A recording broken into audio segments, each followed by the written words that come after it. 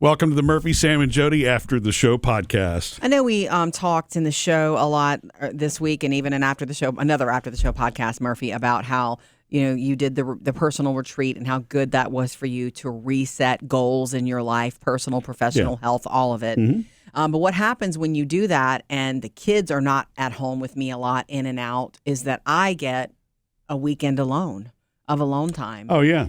And that is...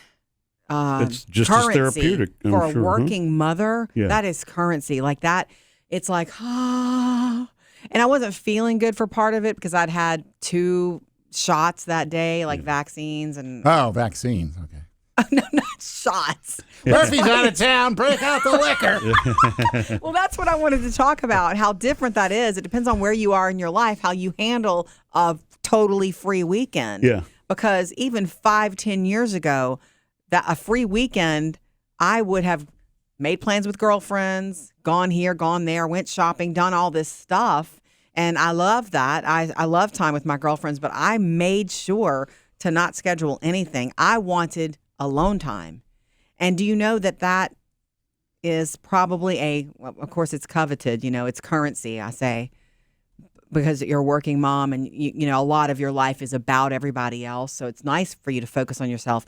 But it's a victory for me personally, because years ago, way before I knew you, I didn't want to be alone ever. Yeah. I was staying so in relationships. So, Jodi, now you're saying once you met me, you knew you wanted to be alone? Is that what you're saying? I have that effect on ladies. No, when I was a young woman and early on in my adult life, I was always in a relationship. Yeah. And so much so to where I just didn't know how to be alone. That's hard to admit, but it's true. If I look back, I didn't know how to be healthy and alone. You know what I mean? And it's important to be able to be with yourself, spend time with yourself in the quiet. Mm. And when you do it, are you happy in that space? That's a victory, to be happy in that space, to know that you can spend a day just with yourself and be fine. It's notable to me because we've been married a really long time and I'm not alone a lot, but I do enjoy my alone time. And it was funny because most of the day of Saturday went by, and in the afternoon, my phone started ringing and it was Phoebe. It's like, oh, it's the first time I'm going to speak today to another person. Wow. And I did. We spoke and we were talking about the boots that she was asking my opinion whether she should buy. And then I ended up seeing Taylor on the road. I was running an errand and we talked. But other than that, I kept it on the low, alone.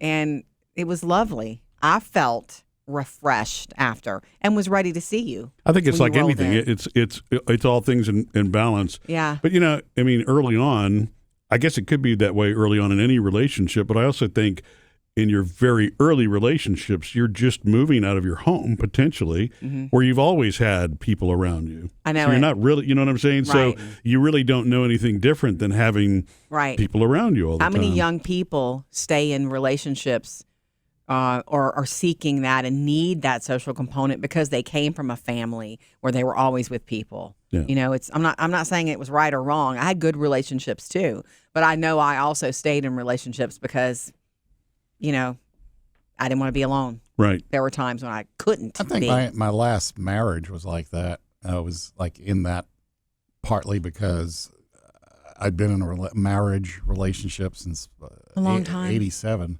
Mm-hmm. Basically from 87 to 2014, I was in a relationship.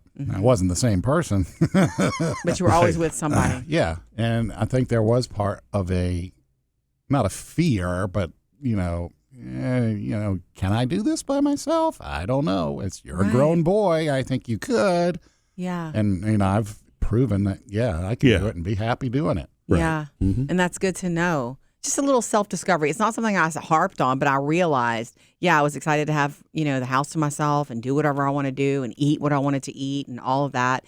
But I did not need to fill it with people. I knew, that I would be seeing you Sunday and you rolled in and it was good and it was happy, but it was just kind of special for that reason. Yeah. To me. So when are you going away again? No.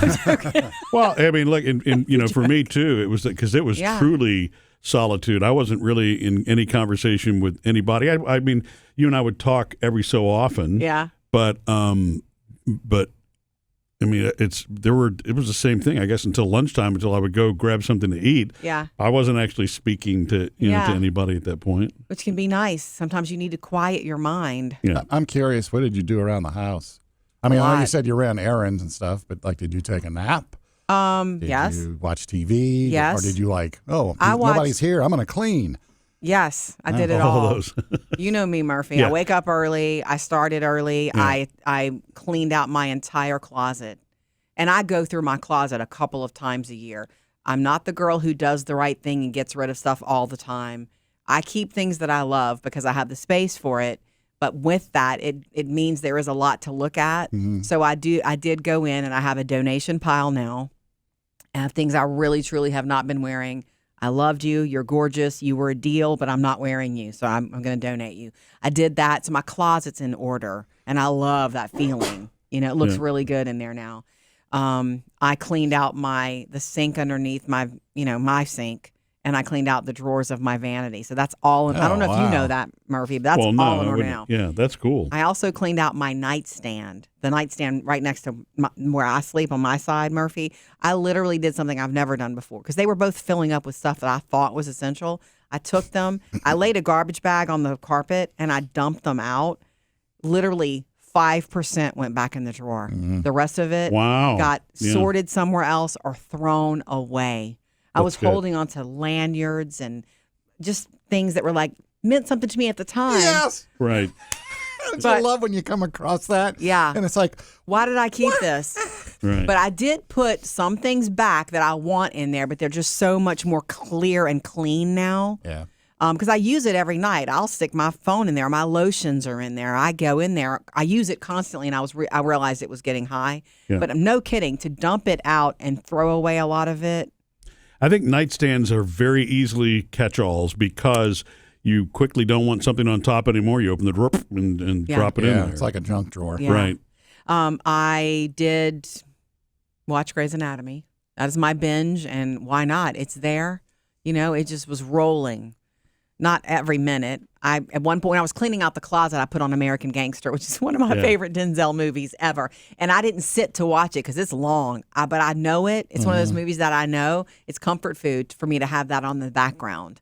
So I listened to that while I cleaned my closet. And I did hit one estate sale. And I walked in, I bought nothing, and I realized I don't need to be here. I don't feel great. I don't feel good. Mm-hmm. It was the vaccine thing that the injection that I had was making me feel kind of wonky. So naps, but yeah, it's just cool to know that, I don't know, to get that in life and to really enjoy it and not be lost in it. Because years ago, I would have not known what to do with myself, and I would have had to fill it with other things. Yeah. My parents were like that to a degree. I mean, my mom would have her own thing, especially when she was working and doing her draftsman work. She would sit at the table, or when it became CAD, I mean, she would, she'd be able to kind of break off and do her own thing. But my parents rarely did anything separately. They certainly didn't travel separately or anything like that. Right. And so you wind up doing what's modeled to you, Yes. a lot of times. And so it didn't occur to me until, later in life, well, there are times it's okay and very healthy, and actually you probably should do things independent of your significant other. You should. Because you don't really miss somebody if you're not away from them, right? Not for that reason. That's true. But the reason you do it for yourself, and it's one of the biggest, here's the big takeaway from this. I've had conversations with our daughters about this, Taylor and Phoebe. I've said, you have a relationship with yourself first and foremost. Put yourself first. Do things for yourself. You need to have a relationship with yourself because you're going to be with you your whole life. Other people may come in and out, and you may have a fantastic, great love in your life that fills up a huge space, but you still are going to have you. And for you to be valuable in that and every other relationship, you have to know who you are. Yeah. So put yourself and your needs first. Yeah. And that means sometimes being by yourself. Yeah. Well, and what you're describing is the opposite of codependency. Oh, okay. Yeah. Right. It's being independent, or as I learned, the term is interdependent. Where there are things where you're still independent, but there are things that you that you depend on other people for. So it's really a mix of both. It's maintaining your own independence, but then understanding how you respect the dynamics of a relationship. Yeah. And, what that person depends on and what you depend on. Some of the best stuff in life. Yeah. The social and the relationships. Right. But you're going to come into your world and your life with you, and you're going to leave with you. Well, and you and I have a pretty unique situation because we work together and we're married. Mm-hmm. And we have Sam. And we have, well, yeah. I'm not your child, but yeah. I'm just saying. But, that, that dynamic. A lot of people would need breaks from it. It's a lot of togetherness. Yeah, it wouldn't be for everybody, and then there are other people who are seeking that. Yeah. Yeah. And if it's something that, you haven't tried before, because communication is everything. You have to understand you're not getting away from somebody because you can't stand being around them. You're getting away for your own, just, for you being, you. But the good news is we are in such a technologically connected world today. Yeah. It's easier to do that than ever before. If you're worried about the safety of where somebody's going to be, you can both agree to Life 360. You can certainly be in touch with each other, constantly if you need to. But I guess what I'm saying is, it's any of the things that would have kept you from being away from your significant other, even for a short period of time. Technology can bridge that gap. Yeah, it does. So technology can make you codependent, is what you're saying. Okay, that's true. If you let it. Right. Missed any part of the show? Get it all on the Murphy, Sam, and Jodi podcast.